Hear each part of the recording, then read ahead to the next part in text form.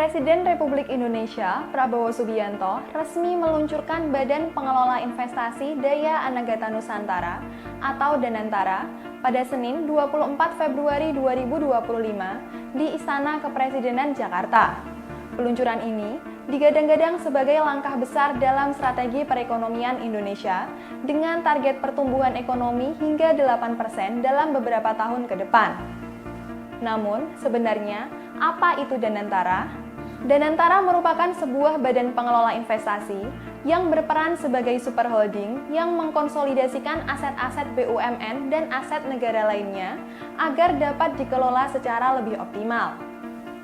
Selain itu, Danantara bertindak sebagai lembaga yang memaksimalkan potensi aset negara untuk menghasilkan nilai tambah bagi perekonomian nasional. Sebelumnya, dalam Forum Internasional World Government Summit 2025 yang digelar di Dubai, Uni Emirat Arab, pada Kamis 13 Februari 2025, Presiden Prabowo menyampaikan bahwa Danantara diproyeksikan akan mengelola aset dengan total nilai lebih dari 900 miliar dolar Amerika Serikat. Hal ini menjadikan Danantara sebagai sovereign wealth fund terbesar keempat di dunia.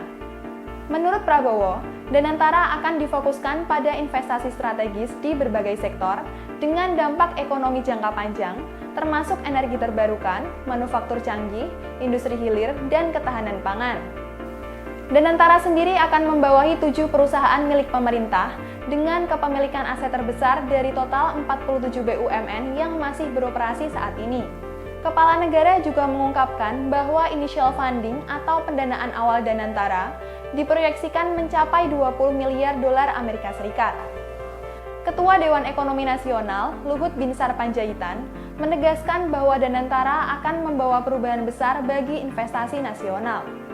Ia menyatakan bahwa banyak pihak akan terkejut dengan dampaknya, meskipun hasil nyata dari perubahan ini membutuhkan waktu. Di sisi lain, keberadaan Danantara juga mendapat sorotan dari berbagai pihak. Mantan Menteri BUMN Dahlan Iskan mengingatkan bahwa meskipun potensi Danantara besar, tantangan yang dihadapi tidaklah sedikit. Kegagalan dalam pengelolaan Danantara berpotensi menimbulkan dampak ekonomi yang serius, mulai dari defisit APBN yang besar hingga menurunnya kepercayaan investor. Nah, menurut Sobat Suara, apakah keberadaan Danantara sebuah solusi ekonomi atau ancaman baru?